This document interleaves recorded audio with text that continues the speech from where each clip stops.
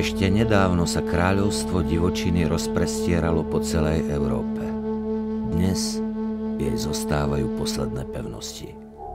Jednou z nich je tajomná tichá dolina, ukrytá uprostred Tatier.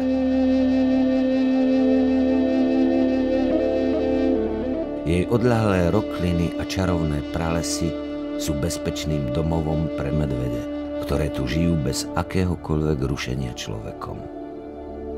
Vďaka 15-ročným skúsenostiam ekológa Erika Baláža sme mali možnosť neskreslene zdokumentovať život tohto charizmatického zvieraťa, strážcu divočiny, a upozorniť tak na stále viac ohrozený svet európskej divokej prírody.